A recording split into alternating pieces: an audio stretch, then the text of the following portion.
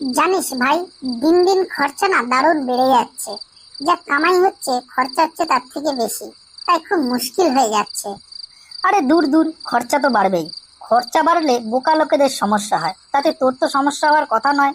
না রে, আমার বাবা বলতো জানিস তো, খরচা হচ্ছে অনেকটা আশেপাশে মেয়েদের মতো, বেড়ে উঠছে উঠতে দাও, কিন্তু তাকে করার দরকার কি? তোর বাবা হচ্ছে অত্যন্ত প্রাতঃস্মরণীয় ব্যক্তি, জানিস তো। এইসব লোকেদের মূর্তি রাস্তার মোড়ে মোড়ে বসানো উচিত। বাজারে যাওয়ার আগে একবার এনাদের দেখলে ইন্সপিরেশন পাওয়া যায়। তা যা বলেছিস। এই তো বাবা যখন মৃত্যুশয্যায় শুয়ে আছে, তখন শেষবারের মতো চোখ দুটো খুললো। তখন বাবার চোখে কোনো জোর নেই। তারপরে কি বললো? বাবা প্রথমে মাকে ডাকলো, তারপর মাকে জিজ্ঞাসা করলো আমার 5 ছেলে মেয়ে সবাই কোথায়। তারপর মা বলল, এই তো সবাই তোমার পাশেই আছে। তারপর কাকু কি বললেন? তারপর বাবা বলল, তা তোমরা যখন সবাই এখানে রয়েছো, পাশের ঘরের পাখা ও লাইটটা তো চলছে, সেটার বিল কে তোদের বাবা দেবে? তারপর বাবা মরে গেল। এটাই ছিল বাবার শেষ কথা। সাংঘাতিক একটা মহাপুরুষ চলে গেল মাইরি। আমার বাবা এইরকম ভয়ঙ্কর টাইপের মহাপুরুষ ছিল, বুঝলি। আমাদের বাড়িতে সবাই আমরা ন্যাংটো হয়ে থাকতাম। হ্যাঁ, হ্যাঁ রে, বাবা বলতেন অন্ধকার করে দাও, অন্ধকার করে দিয়ে সবাই ন্যাংটো হয়ে ঘুরে বেড়াও, তাতে অনেক লাভ। এই কিরকম? 3 রকম লাভ। যেমন ধর, কাপড়ের ক্ষয় হবে না, ইলেকট্রিকের বিল বাঁচবে, আর বাইরে থেকে অন্ধকার দেখে সবাই ভাববে বাড়িতে লোকজন নেই। ব্যাস, ওই গিয়ে বসে একটু চা বিস্কুট খেলুম না, সেটি হবে না, সে খরচ বেঁচে যায়। তারপর এখনো সেই নিয়ম চলছে? না রে, জয়েন্ট ফ্যামিলি ছিল তো, সবার লাইন দিয়ে বাচ্চা হয়ে গেল। তখন বাবা বললেন যে দেখো, এই ফুডের বিল, তারপর ইলেকট্রিসিটির বিল, তারপর এই যে কাপড়ের ক্ষয়, এই সমস্ত যা হচ্ছে তার থেকে 246 টাকা করে বেশি পড়ে যাচ্ছে। ব্যাস, তারপর থেকেই আবার লাইট জ্বালানো শুরু হয়ে গেল। বাহ, সত্যি খুব উচ্চ চিন্তার মানুষ ছিলেন। তবে খরচের ব্যাপারে আমার বাবারও গুরুদেব ছিল আমার জ্যাঠামশাই। উনি খরচ বাঁচানোর জন্য আত্মহত্যা করেছিলেন। উনি যাবার সময় একটা হিসেবে নোট রেখে দিয়ে গেছিলেন যে উনি মারা যাবার জন্য ঠিক কত টাকা বাঁচলো। আহারে, এদের জীবনী আমরা স্কুলে পড়ি না কেন বলতো? জ্যাঠামশাই জানিস তো, ছাদ থেকে ঝাঁপ মেরেছিল।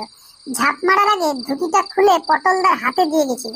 তাতে লিখে দিয়েছিল, অর্ধেকটা ছিঁড়ে নিস, তাতে 1 বছর ঘর মুছতে পারবি। সত্যিকারের দেশপ্রেমিক, বুঝলি। একটা জিনিস কি বলতো, সেই যুগের ট্রেনিংটাই ছিল অন্যরকম। আমি একদিন জানিস তো বাসের পেছনে দৌড়ে বাসের ভাড়া বাঁচিয়ে ফেললাম 15 টাকা। বাবাকে গিয়ে বললাম, বাবা দেখো, আজকে আমি বাসের ভাড়া বাঁচিয়ে ফেলেছি পুরো 15 টাকা। বাবা নিশ্চয়ই তো সুখ্যাতি করলেন, গর্ব অনুভব করলেন। ঠাস করে একটা চড় মেরে বললেন, হারামজাদা, ট্যাক্সির পেছনে দৌড়াতে পারলি না, 150 টাকা বাঁচতো। ইস, কি সব মহান মানুষ! আর আজকে দেখ, সারাক্ষণ কেবল খরচ বাড়ছে আর খরচ বাড়ছে। আমি বলি, যারা ঘরের মধ্যে থাকে, মানে এই বউগুলো, তোদের যদি খরচ না বাড়ে, তাহলে তোদের বরগুলো এতক্ষণ ধরে অফিসে থাকবে, এতগুলো বেশি রোজগার করার ইচ্ছা তাদের মধ্যে থাকবে। যদি এই ষাঁড়গুলো তাড়াতাড়ি গোয়াল ঘরে ঢুকে পড়ে, তাহলে সন্ধ্যাবেলায় তোরা যে এই সিরিয়ালের নাম করে নায়কগুলোর সঙ্গে মনে মনে ফষ্টি নষ্টি করিস, সেটা হবে।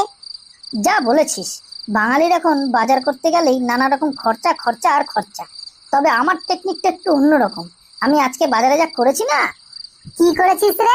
আরে শালা, কলাওয়ালাটা বলে কি, এক একটা কলা 5 টাকা করে।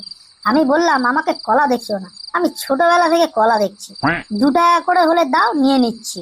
তারপর সে কি বললো? আরে দাদা, কলার খোসার দামই তো 3 টাকা।